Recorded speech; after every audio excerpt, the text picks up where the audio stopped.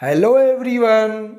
Today in this video I am going to give you the notes of full chapter 2 acids, bases and salts of class 10 science, and I am going to explain them in Hindi. और मैंने आप लोगों के लिए line by line NCERT book से chapter 2 को explain किया है, उसका कई वीडियोस बनाया है। उन सभी वीडियोस का लिंक मैंने डिस्क्रिप्शन में दे दिया है। अगर आप लोगों ने नहीं पढ़ा है, नहीं देखा है, तो लिंक में जा करके वहाँ क्लिक करके देख लीजिए। पहला क्वेश्चन है, what is litmus solution. Litmus solution एक पर्पल डाई है जो कि एक्सट्रैक्ट किया जाता है लीचन प्लांट से, जो कि थैलोफाइटा डिवीज़न को बिलोंग करता है। दूसरा क्वेश्चन, कुछ नेचुरल इंडिकेटर्स का नाम बताइए। तो red cabbage leaves, turmeric, petunia, hydrangea और जेनमेनियम फ्लावर्स के कलर्ड पेटल्स। नेक्स्ट क्वेश्चन हम लोगों का है कि name the various indicators, their original colour, colour in acid और कलर इन बेस। तो हम लोग सबसे पहले देखते हैं लिटमस पेपर। लिटमस पेपर का ओरिजिनल कलर या टेस्ट से पहले रेड कलर का होता है। एसिड में उसका कलर रेड ही रहेगा, बेस में जो है उसका ब्लू हो जाएगा। अगर लिटमस पेपर ब्लू कलर का है टेस्ट से पहले, तो उसका जो है एसिड में ब्लू से रेड में बदल जाएगा और बेस में ब्लू का ब्लू ही रहेगा। मिथाइल ऑरेंज टेस्ट से पहले ऑरेंज रहता है, एसिड में उसका कलर रेड में बदल जाएगा और बेस में उसका कलर ऑरेंज से येलो में बदल जाएगा। फेनैप्थेलीन टेस्ट से पहले कलरलेस रहता है। अगर एसिड रहेगा, जिस सॉल्यूशन का हम टेस्ट कर रहे हैं, जिस सब्सटेंस का टेस्ट कर रहे हैं एसिडिक इन नेचर है, तो उसमें फेनैप्थेलीन का कलर कलरलेस ही रहेगा। और अगर बेस रहेगा तो उसका कलर जो है कलरलेस से पिंक में बदल जाएगा। टर्मेरिक उसका टेस्ट से पहले येलो कलर रहता है, एसिड में कोई कलर चेंज नहीं होगा, बेस में रेड ब्राउन हो जाएगा। रेड कैबेज एक्सट्रैक्ट टेस्ट से पहले रेड रहता है, एसिड में रेड ही रहेगा, बेस में वो ग्रीन में बदल जाएगा। हाइड्रेंजिया ये क्या होता है, ब्लू कलर टेस्ट से पहले, एसिड में आपका वही कलर का रहेगा, कोई कलर में चेंज नहीं होगा, लेकिन बेस में जो है उसका कलर में बदलाव आ जाएगा और वो पिंक कलर में बदल जाएगा। अच्छा, एक चीज़ नोट करने का है कि न्यूट्रल कलर जो होता है लिटमस का वो पर्पल होता है।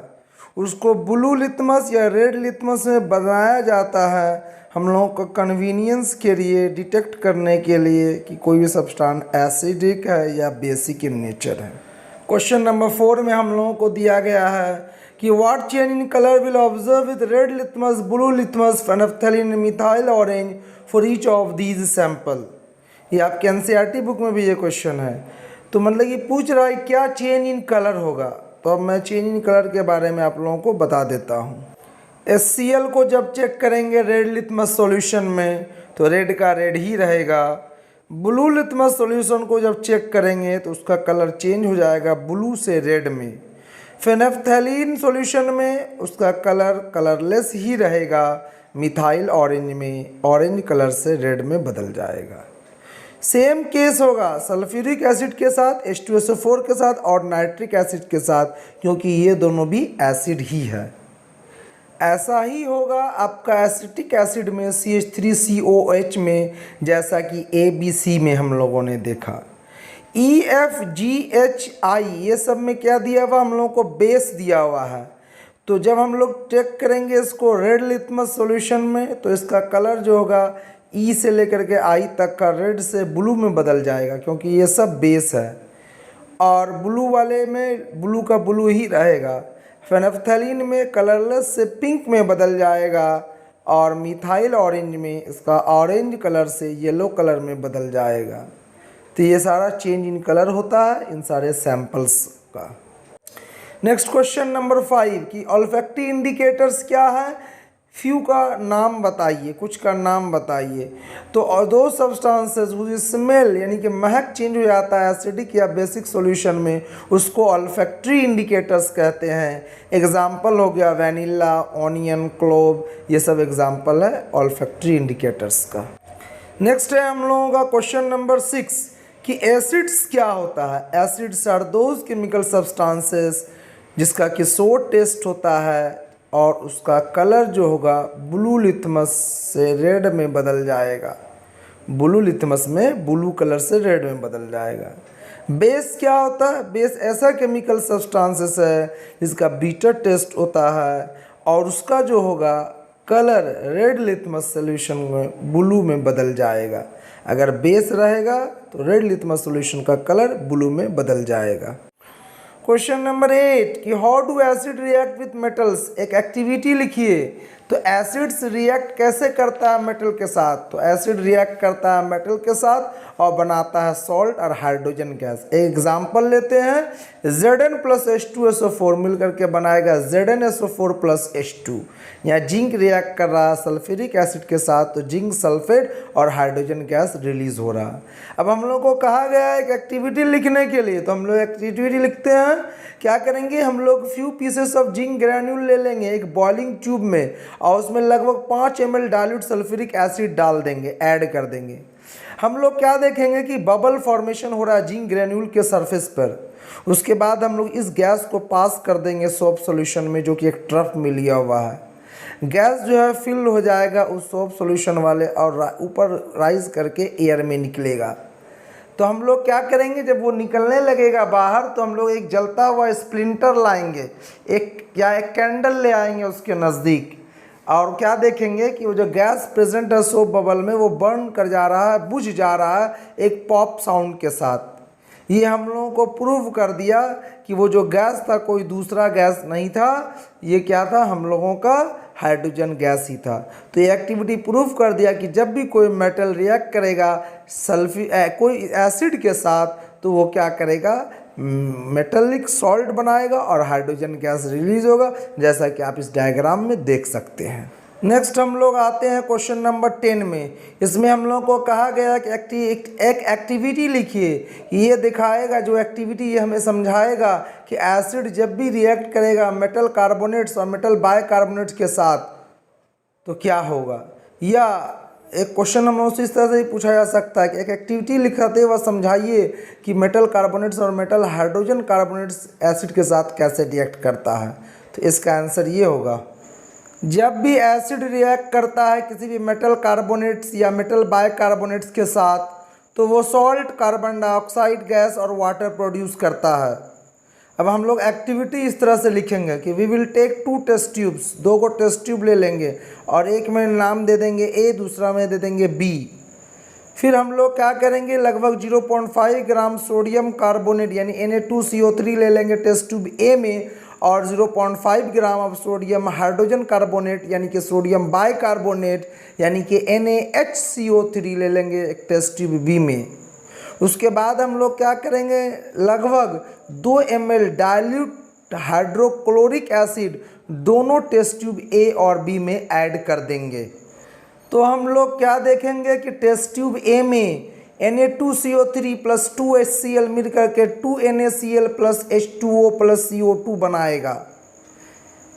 टेस्ट ट्यूब बी में क्या रिएक्शन होगा, NaHCO3 प्लस HCl मिल करके NaCl plus H2O plus CO2 बनाएगा। अब ये कंफर्म करने के लिए कि वो जो गैस प्रोड्यूस हुआ है वो कार्बन डाइऑक्साइड गैस ही है, हम लोग इस डायग्राम को देखिए। पहले एक्सपेरिमेंट हम लोगों को इसी ढंग से अरेंजमेंट करके करना है। तो जब हम लोग देखेंगे कि कोई गैस बबल फॉर्मेशन हुआ है, वो गैस निकलने का कोशिश करेगा तो उसको निकलने का तो रास्ता मिलेगा इस डिलीवरी ट्यूब की तरफ से, तो वो डिलीवरी ट्यूब से आएगा। उसके बाद क्या करेगा, इस कैल्शियम हाइड्रोक्साइड जो लिया हुआ है टेस्ट ट्यूब में, जो हाथ से पकड़ा हुआ आप देख रहे हैं, उसमें आएगा और उसका कलर चेंज कर देगा। टेस्ट ट्यूब ए के साथ भी वही होगा और जब हम लोग टेस्ट ट्यूब बी वाले में इस तरह का चेक करेंगे कि वो गैस जो है दूसरा कोई गैस है कि क्या कार्बन डाइऑक्साइड गैस है, तो फिर आप इसमें भी वही चीज़ देखिएगा कि टेस्ट ट्यूब बी के इसमें जो हम लोग चेक करेंगे जो गैस बाहर निकल के आएगा तो वो भी गैस क्या करेगा, इस लाइम वाटर को जो है मिल्की टर्न कर देगा दोनों केसेस में। तो ये बात प्रूव कर दिया कि जो गैस प्रोड्यूस हुआ था वो कोई दूसरा गैस नहीं था, कार्बन डाइऑक्साइड गैस ही था। तो इसका इक्वेशन हो जाएगा कि CaOH2 प्लस CO2 मिलकर के बनाता है CaCO3 प्लस H2O। तो वाइट कलर का प्रेसिपिटेट का जो फॉर्मेशन हो जाता है, मिल्की टर्न हो जाता है, ये आपको बता दिया कि वो जो गैस था कोई दूसरा गैस नहीं था, कार्बन डाइऑक्साइड गैस ही था। नेक्स्ट क्वेश्चन नंबर 11 है कि name 3 different forms of calcium carbonate. Limestone, chalk, marble, ये 3 रूप हो गया कैल्शियम कार्बोनेट का। ये सारा क्वेश्चन जो मैं बनाया हूँ, ये नोट्स जो बनाया हूँ NCERT बुक से बनाया हूँ, पेज वाइज बनाया हूँ। आप जब पेज वाइज मिलाएंगे तो देखेंगे कि आपको मेरा क्वेश्चन एकदम पेज वाइज मिल रहा है। नेक्स्ट क्वेश्चन है कि how do acids and bases react which each other. कैसे रिएक्ट करता है, तो एसिड और बेस रिएक्ट करता है एक दूसरे के साथ और सॉल्ट और वाटर बना देता है। इस तरह के रिएक्शन को हम लोग न्यूट्रलाइजेशन रिएक्शन कहते हैं। एग्जाम्पल में आप लिख सकते हैं कि NaOH प्लस HCl मिलकर के बना देता है NaCl plus H2O। Next question number 13 है कि what happens when acid react with metal oxides. तो मेटल ऑक्साइड के साथ एसिड जब रिएक्ट करेगा तो क्या होगा। जब भी मेटल ऑक्साइड्स जो होता है वो बेसिक इन नेचर होता है, तो मेटल ऑक्साइड जब रिएक्ट करेगा एसिड के साथ तो वो क्या करेगा, सॉल्ट और वाटर बनाएगा CuO प्लस 2HCl। ये एक एग्जाम्पल हो गया, मिल करके बनाएगा CuCl2 प्लस H2O। CuO जो होता है कॉपर ऑक्साइड जो है ये ब्लैक कलर का होता है और कॉपर क्लोराइड जो बनेगा वो ब्लू ग्रीन कलर का होगा। तो हम लोग ये कहेंगे कि जब भी मेटल ऑक्साइड रिएक्ट करता है किसी भी एसिड के साथ तो वो क्या करता है, सॉल्ट एंड वाटर बनाता है। क्वेश्चन नंबर 14 कि what happens when base react with non metallic oxides. तो नॉन मेटेलिक ऑक्साइड्स क्या होता है, एसिडिक इन नेचर होता है। तो जब नॉन मेटेलिक ऑक्साइड रिएक्ट करेगा बेस के साथ तो वो भी सॉल्ट एंड वाटर बनाएगा। एक एग्जांपल लेते हैं हम लोग बेस का, CaOH2 कैल्शियम हाइड्रोक्साइड। ये रिएक्ट करेगा कार्बन डाइऑक्साइड के साथ, ये क्या नॉन मेटेलिक ऑक्साइड है, तो क्या बनाएगा CaCO3 प्लस वाटर। तो CaCO3 क्या है, सॉल्ट है। नेक्स्ट क्वेश्चन है 15 नंबर की, what do all acids and all basis have in common. तो जितने भी एसिड्स हैं सभी में H plus ions in common होता है और जितने भी बेसिस है सभी में OH minus ions in common होता है। नेक्स्ट है question number 16, what happens to an acid और a base in a water solution. तो एसिड क्या करेगा, जब वाटर में हम लोग डिसॉल्व करेंगे एसिड को तो H3O प्लस आयन देगा जिसको हम लोग हाइड्रोनियम आयन कहेंगे और H प्लस आयन देगा जिसको हम लोग हाइड्रोजन आयन कहते हैं। एग्जाम्पल लीजिए, HCl प्लस H2O मिलके बनाएगा H3O plus plus Cl minus. और जब भी बेस रिएक्ट करेगा वाटर के साथ, यानी कि बेस को हम लोग डिसॉल्व करेंगे वाटर में, तो क्या होगा, OH माइनस आयंस यानी कि हाइड्रोक्साइड आयंस बनेगा, वो रिलीज करेगा। जैसे एग्जांपल यहाँ देख लीजिए, NaOH H2O बना रहा है क्या, Na plus plus OH minus. Next question number 17, what are alkalis, give few example. तो एल्कली ऐसा बेस होता है जो कि पानी में डिसॉल्व कर जाता है, वो सोपी इन टच होता है, बीटर और कोरोसिव इन नेचर होता है। एग्जाम्पल हो गया sodium hydroxide, potassium hydroxide, calcium hydroxide, ammonium hydroxide, magnesium hydroxide और भी बहुत सारे एग्जाम्पल है। तो याद रखिएगा सभी बेसेस जो है पानी में नहीं घुलते हैं, जो बेस पानी में घुल जाएगा उसी को हम लोग एल्कली कहते हैं। तो all alkalis are bases but all bases are not alkalis। Question number 18, what are strong acids and weak acids, give examples of each। तो strong acid क्या है, वो एसिड जो कि completely आयोनाइज कर जाता है वाटर में, पानी में और प्रोड्यूस करता है large amount of hydrogen ions H+ ions, उसको हम लोग स्ट्रॉन्ग एसिड कहते हैं। एग्जाम्पल HCl, H2SO4, HNO3 यानी कि hydrochloric acid, sulphuric acid, nitric acid. और वो एसिड जो कि पार्शियली आयोनाइज करता है पानी में, पूरी तरह से नहीं डिसॉल्व कर पाता है और प्रोड्यूस करता है कम अमाउंट ऑफ हाइड्रोजन आयंस, तो उसको हम लोग क्या कहते हैं? वीक एसिड्स कहते हैं। और वीक एसिड का एग्जाम्पल हो जाएगा carbonic acid H2CO3, sulphurous acid H2SO3। Next number 19 में क्वेश्चन है कि स्ट्रॉन्ग बेसिस क्या है और वीक बेसिस क्या है, इसका एग्जाम्पल दीजिए। तो जिस तरह से हम लोगों ने एसिड, स्ट्रॉन्ग एसिड और स्ट्रॉन्ग बेस का डेफिनेशन दिया, ठीक उसी तरह से इसका भी होगा कि एक बेस जो कि कंप्लीटली आयोनाइज कर जाएगा पानी में और प्रोड्यूस करेगा large amount of hydroxide ions यानी कि OH- आयंस, तो उसको स्ट्रॉन्ग बेस कहेंगे। एसिड में क्या पढ़े थे कि large number of H+ ions produce करेगा, यहाँ large number of OH- ions produce करेगा और वो बेस कंप्लीटली आयोनाइज कर जाएगा। एग्जाम्पल हो जाता है हम लोगों का KOH, potassium hydroxide, NaOH, sodium hydroxide. फिर नेक्स्ट हम लोगों का कि वीक बेस किसको कहते हैं, तो एक वीक बेस उसी को कहेंगे जो कि कंप्लीटली आयोनाइज नहीं करता है पानी में, यानी कि पार्शियली आयोनाइज करेगा और कम amount of, small amount of hydroxide ions produce करेगा, यानी कि OH- आयंस प्रोड्यूस करेगा। एग्जाम्पल हो जाएगा ammonium hydroxide, calcium hydroxide, magnesium hydroxide. Question number 20, what is dilution? Dilution का मतलब क्या होता है? तो जब भी हम लोग मिक्स करते हैं किसी एसिड को या बेस को पानी में और उससे क्या होता है, concentration of ions per unit volume घट जाता है, तो इसी को हम लोग डाइल्यूशन कहते हैं। और एसिड और बेस को हम लोग कहते हैं कि वो डाइल्यूटेड हो गया। नेक्स्ट क्वेश्चन, क्वेश्चन नंबर 21 कि यूनिवर्सल इंडिकेटर क्या होता है? तो यूनिवर्सल इंडिकेटर एक मिक्सचर है बहुत सारे डिफरेंट इंडिकेटर्स का या डाइज का, जो कि डिफरेंट कलर देता है different pH of the entire pH scale में, अलग अलग पीएच वैल्यू देता है। हम लोग वो स्केल से में कंपेयर करेंगे तो देखेंगे कि अलग अलग वैल्यू है अलग अलग कलर पे। नेक्स्ट है कि पीएच स्केल क्या है, कौन इसको डिवाइस किया और कब? एक स्केल जो कि मेज़र करता है हाइड्रोजन आयन के कंसंट्रेशन को किसी भी सॉल्यूशन में, उसी को हम लोग पीएच स्केल कहते हैं।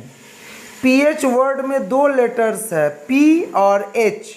पी स्टैंड करता है हम लोगों का पोटेंज के लिए, जर्मन वर्ड है पोटेंज, POTENZ, जिसका मतलब होता है पावर, और H स्टैंड करता है हाइड्रोजन आयन कंसंट्रेशन के लिए, तो इसको कहा गया है pH scale, power of hydrogen ion concentration.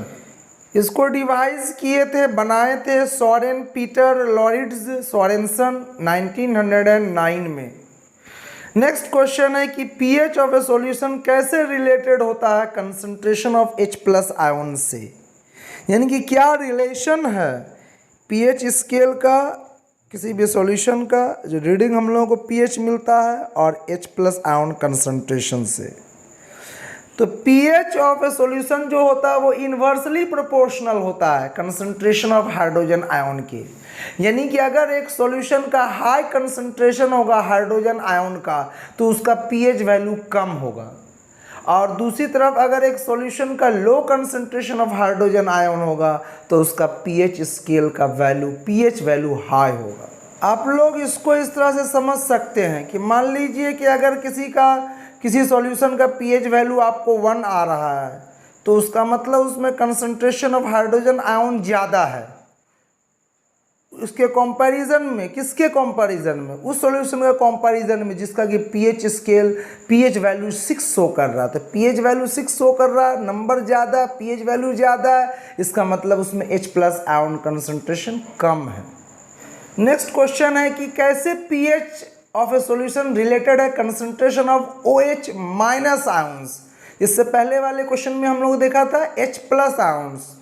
तो पीएच ऑफ ए सॉल्यूशन यहाँ पे डायरेक्टली प्रोपोर्शनल होता है, वहाँ हम लोगों ने देखा था इन्वर्सली प्रोपोर्शनल। ज़्यादा वैल्यू है, ज़्यादा पीएच नंबर है, concentration of H plus ion कम है, कम नंबर है 1 है, उसका कंसंट्रेशन ज़्यादा है 2 है, उससे और कम है। इस तरह से हम लोगों ने देखा इन्वर्सली प्रोपोर्शनल। यहाँ देखेंगे डायरेक्टली प्रोपोर्शनल, यानी कि अगर इसका इस नंबर ज़्यादा है, पीएच वैल्यू ज़्यादा है, मान लीजिए किसी सॉल्यूशन का वैल्यू जो है 14 है, इसका मतलब उसमें OH माइनस आयन ज़्यादा है इन कंपैरिजन टू वो सॉल्यूशन जिसका कि पीएच वैल्यू 10 है। 10 वाले में concentration of OH minus ion कम होगा।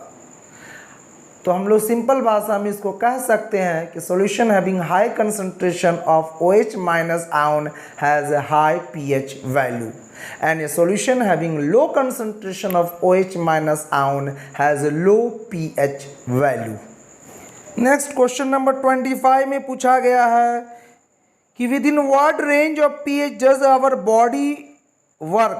What is the pH of acid rain? तो हम लोगों का, हम इंसानों के बॉडी जो है बढ़िया से फंक्शन करता है जब पीएच रेंज होता है 7 से 7.8 के बीच का, और एसिड रेन का पीएच वैल्यू 5.6 से कम होता है। Next question number 26, how can the pH of a soil be changed? कैसे हम लोग बदल सकते हैं किसी भी सॉइल के पीएच को? तो अगर सॉइल जो है एसिडिक है, ज़्यादा है एसिडिक, यानी कि पीएच वैल्यू कम है 1 2 3 ऐसा है, तो इसको हम लोग उसमें ऐड कर देंगे calcium oxide CaO quick lime, या ऐड कर देंगे हम लोग सिलिकेट लाइम CaOH ट्वाइस, या हम लोग ऐड कर देंगे चॉक CaCO3 कैल्शियम कार्बोनेट। फिर हम लोगों का नेक्स्ट है कि अगर सोयल बेसिक इन नेचर है, यानी कि उसका पीएच वैल्यू हाई है 13 है 14 है, तो हम लोग उसको क्या करेंगे, ऑर्गेनिक मैटर ऐड करेंगे, यानी कि मैन्यूर ऐड करेंगे या फिर कंपोस्ट ऐड करेंगे। क्वेश्चन नंबर 27 कि how can we check the pH of a soil?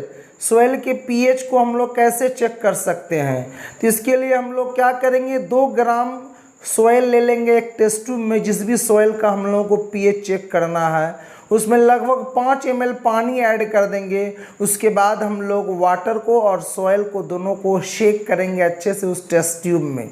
उसके बाद उसको हम लोग फिल्टर पेपर से पास करके उसके कंटेंट्स को किसी दूसरे टेस्ट ट्यूब में फिल्ट्रेट आउट कर लेंगे। फिल्टर पेपर से पास करेंगे तो ऊपर में हमारा सॉइल बच जाएगा, और जो डिज़ोल्व मटेरियल होगा वाटर के साथ वो दूसरे टेस्ट ट्यूब में जमा हो जाएगा। अब जो हम लोग को वो फिल्ट्रेट जमा हुआ है उसका चेक करना है यूनिवर्सल इंडिकेटर पेपर के मदद से। जैसा चेंज इन कलर होगा वो हम लोगों को बता देगा कि एसिडिक सॉइल है कि बेसिक है। इस तरह से हम लोग किसी भी सॉइल के पीएच को चेक कर सकते हैं। क्वेश्चन नंबर 28 में हम लोगों से कहा गया है कि name 2 common antacids, 2 common antacids जिसको कि यूज़ किया जाता है इन डाइजेशन को, या हमारे स्टोमक में जो एसिडिटी हो जाता है उसको ट्रीट करने के लिए। उसका नाम है मिल्क ऑफ मैग्नीशिया, यानी कि मैग्नीशियम हाइड्रोक्साइड, या सोडियम हाइड्रोजन कार्बोनेट, जिसको हम लोग सोडियम बाइकार्बोनेट कहते हैं। इसका फार्मूला होता है NaHCO3। इसी को हम लोग बेकिंग सोडा भी कहते हैं। Next question number 29, when does the tooth decay start, how can it be prevented? हम लोग का दांत सड़ना कब स्टार्ट होता है, इसको हम लोग कैसे रोक सकते हैं? तो टूथ डिके तभी स्टार्ट होगा जब हमारे माउथ का पीएच वैल्यू जो होगा 5.5 से कम हो जाएगा। होता क्या है कि हमारे दांत का जो आउटर मोस्ट लेयर है, स्ट्रॉन्ग लेयर, जिसको हम लोग टूथ एनामेल कहते हैं, वो कैल्शियम फॉस्फेट से बना होता है। ये हार्डेस्ट सब्सटेंस है हमारे बॉडी का। लेकिन जब हमारे माउथ का पीएच वैल्यू जो है 5.5 से कम हो जाता है, यानी कि हमारा माउथ एसिडिक इन नेचर हो जाता है, तो उस समय हम बैक्टीरिया जो प्रेजेंट होता है हमारे माउथ में, वो हमारे दांत के उस टूथ इनामल को गलाना स्टार्ट कर देता है, डिग्रेडेशन स्टार्ट कर देता है, और उसी के कारण जो होता है हम लोगों का दांत डिके स्टार्ट हो जाता है। इसलिए जब हम लोगों को खाना खाया हो जाए, हम लोगों का खाना खाया हो जाए, हम रात में सोने से पहले ब्रश कर लेना चाहिए, ताकि क्या होगा कि हम लोगों का दांत में जो शुगर होगा, फूड पार्टिकल्स होंगे, वो हट जाएंगे और हमारा माउथ जो है टूथ डिके नहीं करेगा। सॉरी, हमारे दांत डिके नहीं करेगा। तो इसको हम लोग प्रिवेंट कैसे करेंगे? तो बेस्ट वे जो है, जो प्रिवेंट करने का है, क्लीन करेंगे माउथ को खाना खाने के बाद, यूज़ करेंगे ऐसे टूथपेस्ट को जो कि जनरली प्रिवेंट करता है टूथ डिके को। बढ़िया टूथपेस्ट यूज़ कीजिए, मॉर्निंग में और रात में सोने से पहले दोनों टाइम ब्रश कीजिए। Next question number 30, what is the remedy for honey bee sting and वैस स्टिंग एंड एंट स्टिंग? यानी कि अगर आपको मधुमक्खी काट ले, बिरनी काट ले या चींटी काट ले तो आप उसका क्या उपचार करेंगे? तो जब हम लोगों को एक हनी बी काटता है तो वो इंजेक्ट करता है हमारे बॉडी में, एक लिक्विड डाल देता है एसिडिक इन नेचर। तो उस पर हम लोग रब करेंगे बेस, जैसे कि एग्जाम्पल हो गया बेकिंग सोडा, उससे हम लोगों को आराम मिलेगा। एसिड और बेस मिल करके न्यूट्रलाइज कर देगा। अगर हम लोगों को एक वैस्प काटा है, यानी कि बिरनी काटा है, तो बिरनी क्या करता है? अल्कलाइन लिक्विड डालता है। तो हम लोगों को क्या करना होगा? कोई एसिड उस पर डालना होगा, तो विनेगर सॉल्यूशन डाल देंगे। तो फिर एसिड और बेस मिल करके न्यूट्रलाइज करेगा और हम लोगों को आराम देगा। जब एक एंट काटता है तो वो इंजेक्ट करता है हम लोगों के शरीर में मिथेनोइक एसिड। तो फिर हम लोग क्या करेंगे? बेस डालेंगे, तो एसिड और बेस मिल करके, यानी कि हम लोग बेकिंग सोडा लगा लेंगे। अच्छा, एक चीज़ और है, निटेल लीव्स है, जब वो अगर हम लोग के शरीर में चुभ जाता है कभी, तो क्या होता है? वो एसिड हम लोग के बॉडी में डालता है, मिथेनोइक एसिड। तो उसके लिए भी हम लोग क्या करेंगे?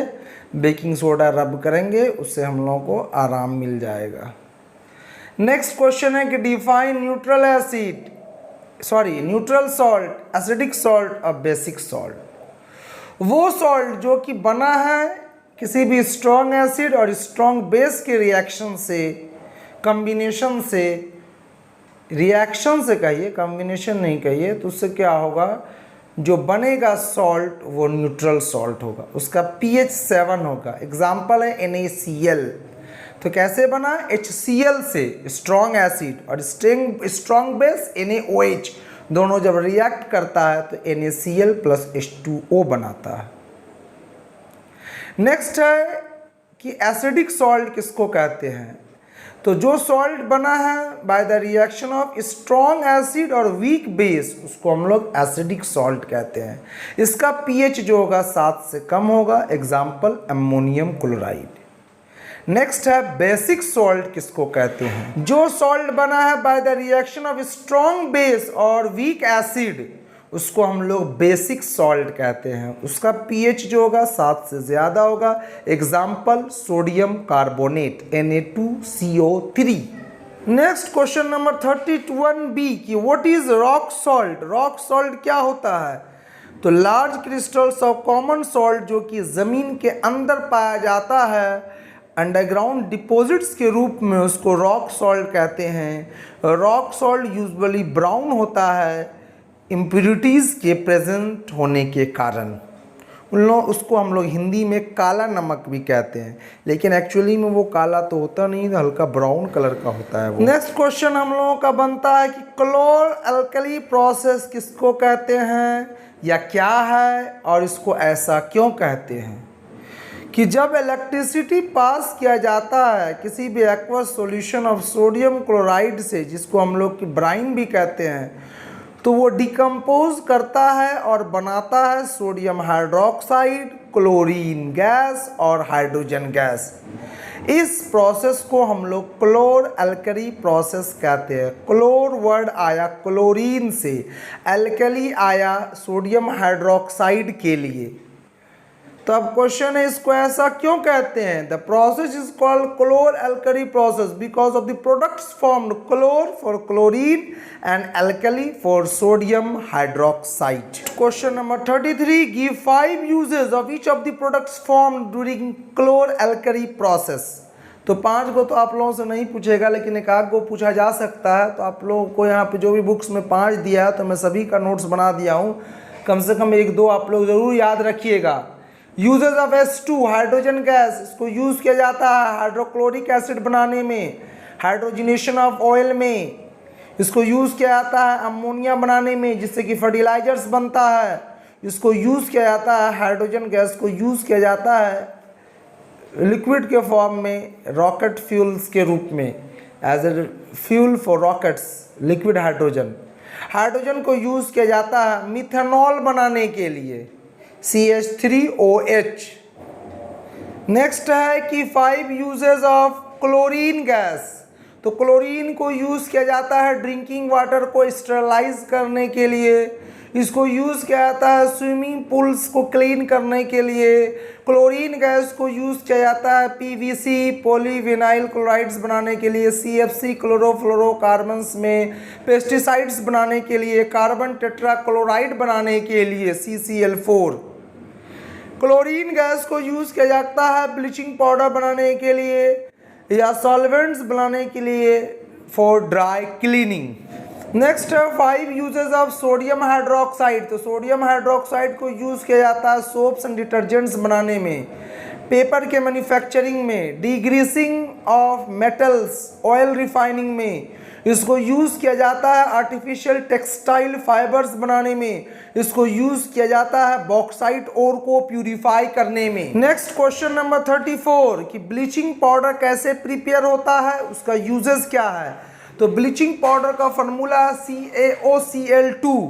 इसको बनाने का तरीका ये है कि हम लोग ड्राई सिलिकेट लाइन पर क्लोरीन गैस पास करते हैं, यानी कि CaOH ट्वाइस प्लस Cl2 मिल करके बनाता है CaOCl2 प्लस H2O। यूजेस क्या है कि ब्लीचिंग पाउडर को यूज़ किया जाता है ब्लीचिंग करने के लिए कॉटन और लिनन को टेक्सटाइल इंडस्ट्रीज़ में, ब्लीचिंग पाउडर को यूज़ किया जाता है ब्लीचिंग के लिए करने के लिए वुड पल्प को पेपर फैक्ट्रीज में, ब्लीचिंग पाउडर को यूज़ किया जाता है ब्लीचिंग करने के लिए वॉश्ड क्लोथ्स को लॉन्ड्री वगैरह में, और इसको यूज़ किया जाता है ऑक्सीडाइजिंग एजेंट के रूप में केमिकल इंडस्ट्रीज में। ब्लीचिंग पाउडर को वाटर को क्लीन करने के लिए भी यूज़ किया जाता है। ड्रिंकिंग वाटर में जो कीटाणु होते हैं, जर्म्स होते हैं, उनको मारने के लिए, ड्रिंकिंग वाटर को डिसइंफेक्टेंट करने के लिए हम लोग क्या करते हैं, ब्लीचिंग पाउडर को यूज़ करते हैं। नेक्स्ट क्वेश्चन है 35 number, how is baking soda produce, baking soda कैसे बनाया जाता है, कैसे बनता है। तो बेकिंग सोडा यानी कि सोडियम हाइड्रोजन कार्बोनेट यानी कि सोडियम बाइकार्बोनेट, इसको बनाने का तरीका ये है कि कोल्ड और कंसंट्रेटेड सोडियम क्लोराइड को हम लोग रिएक्ट कराते हैं अमोनिया के साथ, कार्बन डाइऑक्साइड के साथ in the presence of water, यानी कि NaCl plus H2O plus CO2 plus NH3 मिलकर के बनाएगा NaHCO3 प्लस NH4Cl। यही NaHCO3 जो है यही आपका बेकिंग सोडा हो गया। Next question number 36, what happens when sodium bicarbonate is heated. तो सोडियम बाइकार्बोनेट को जब हम लोग हीट करते हैं तो वो क्या करता है, डिकम्पोज कर जाता है और बना देता है Na2CO3 यानी कि sodium carbonate, carbon dioxide gas और वाटर। नेक्स्ट क्वेश्चन बनता है कि 3 यूजेस बताइए सोडियम हाइड्रोजन कार्बोनेट का, यानी कि सोडियम बाइकार्बोनेट का। तो सोडियम बाइकार्बोनेट को यूज़ किया जाता है फायर एक्सटिंग्विशर में, soda acid type fire extinguisher में। इसको यूज़ किया जाता है एंटा एसिड के रूप में, जब हम लोगों को एसिडिटी हो जाती है इसको यूज़ किया जाता है बेकिंग पाउडर बनाने में, टार्टरिक एसिड प्रिपेयर करने में। क्वेश्चन है यहाँ पर कि 38 नंबर की right the method of production of washing soda, washing soda का बनाने का विधि बताइए। तो कोल्ड और concentrated solution of sodium chloride जिसको हम लोग ब्राइन करते हैं, उसको रिएक्ट कराते हैं हम लोग अमोनिया के साथ, कार्बन डाइऑक्साइड के साथ, पानी के प्रेजेंस में, तो वो बनाता है sodium hydrogen carbonate, sodium bicarbonate NaHCO3। इसको हम लोगों ने क्वेश्चन नंबर 36 में देखा था। उसके बाद हम लोग क्या करते हैं, वो जो सोडियम हाइड्रोजन कार्बोनेट है, सोडियम बाइकार्बोनेट है, उसको सेपरेट कर लेते हैं फिल्ट्रेशन मेथड से, ड्राई कर देते हैं, सुखा देते हैं, फिर हीट करते हैं, तो उससे क्या होता है Na2CO3 plus CO2 plus H2O बनाता है। यही Na2CO3 जो है ये सोडा ऐश है, तो anhydrous sodium carbonate soda ash है, इसको डिज़ोल्व किया जाता है फिर पानी में और रिक्रिस्टलाइज किया जाता है, यानी क्रिस्टल्स के रूप में बनाया जाता है, और हम लोगों को जो ऑब्टेन होता है वो Na2CO3.10H2O है, उसी को हम लोग वॉशिंग सोडा कहते हैं या सोडियम कार्बोनेट डेकाहाइड्रेट कहते हैं। नेक्स्ट हम लोगों का है क्वेश्चन नंबर 39 कि right 4 uses of washing soda. Washing soda का 4 यूज बताइए। तो सोडियम कार्बोनेट यानी कि वॉशिंग सोडा यूज़ किया जाता है ग्लास, सोप और पेपर इंडस्ट्रीज़ में। इसको यूज़ किया जाता है सोडियम कंपाउंड बनाने के लिए, जैसे कि बोरैक्स हो गया। इसको यूज़ किया जाता है डोमेस्टिक पर्पसेस में क्लीनिंग एजेंट के रूप में। इसको यूज़ किया जाता है परमानेंट हार्डनेस ऑफ वाटर को हटाने के लिए। नेक्स्ट क्वेश्चन है कि how is plaster of Paris prepared, right it's use. तो प्लास्टर ऑफ पेरिस को हम लोग POP भी कहते हैं शॉर्ट में। तो POP प्रिपेयर्ड किया जाता है जिप्सम को हीट करके। अब जिप्सम का फार्मूला क्या होता है, CaSO4.2H2O, यानी कि जिप्सम को जब हम लोग हीट करते हैं 100 डिग्री सेल्सियस तक, यानी कि 373 केल्विन पर एक किन में, तो ये क्या करता है 3/4 ऑफ द वाटर को लूज कर देता है और बना देता है प्लास्टर ऑफ पेरिस। इक्वेशन आप देखिए, CaSO4.2H2O when heated to 100 degree Celsius या 373 केल्विन, तो बना रहा है CaSO4.12H2O प्लस 1.5H2O, यानी कि क्या किया 3/4 वाटर को लूज कर दिया। अब आते हैं हम लोग प्लास्टर ऑफ पेरिस के यूज पर, क्या यूजेस है। तो इसको यूज़ किया जाता है टॉयज बनाने के लिए, डेकोरेटिव मटेरियल बनाने के लिए। इसको यूज़ किया जाता है सरफेसेस को स्मूथ बनाने के लिए। इसको यूज़ किया जाता है हॉस्पिटल्स में फ्रैक्चर्ड बोन्स वगैरह को सेट करने के लिए, जिसका हड्डी टूट जाता है हाथ का या पैर का, डॉक्टर्स यूज़ करते हैं प्लास्टर ऑफ पेरिस को प्लास्टरिंग करने के लिए। इसको यूज़ किया जाता है फायर प्रूफिंग मटेरियल के रूप में। लास्ट क्वेश्चन है इस चैप्टर का, are the crystals of salt really dry, name few such salt. क्या वाकई में सॉल्ट्स कि क्रिस्टल जो है रियलिटी में ड्राई होते हैं? तो नहीं, क्रिस्टल्स ऑफ सॉल्ट जो होते हैं रियलिटी में ड्राई नहीं होते हैं, क्योंकि उनमें वाटर ऑफ क्रिस्टलाइजेशन होता है। एग्जांपल देख लीजिए, CuSO4.5H2O, hydrated copper sulphate, blue colour का होता है, इसमें 5 मॉलिक्यूल्स ऑफ वाटर है। इसका और दूसरा नाम है कॉपर सल्फेट पेंटाहाइड्रेट, क्योंकि 5 मॉलिक्यूल ऑफ वाटर है। Na2CO3.10H2O, sodium carbonate decahydrate, white colour का होता है। वॉशिंग सोडा भी हम लोग इसको कहते हैं, इसमें 10 मॉलिक्यूल्स ऑफ वाटर है। उसी तरह से FeSO4.7H2O, iron sulphate heptahydrate, hepta में 7 molecules of water of crystallisation है, ये ग्रीन कलर का होता है। CaSO4.2H2O, calcium sulphate, white colour का होता है, इसको हम लोग जिप्सम भी कहते हैं। इस चैप्टर को NCERT बुक से लाइन बाय लाइन मैं समझाया हूँ, जिसका लिंक मैं डिस्क्रिप्शन में दे दिया हूँ। आप लोग नीचे डिस्क्रिप्शन में जा कर के लिंक देखकर वहाँ क्लिक करके उस साइट पर जा कर के सारे वीडियोस को इस चैप्टर का देख सकते हैं और लाइन बाय लाइन इस चैप्टर को NCERT बुक से समझ सकते हैं। ये मैंने नोट्स जो बनाया ये भी NCERT बुक से ही बनाया। आप लोग इसको याद करके अच्छे से अपने एग्ज़ाम की तैयारी करके, बोर्ड एग्ज़ाम का तैयारी करके अच्छा मार्क्स ला सकते हैं। Wish you all the best. Thank you for watching.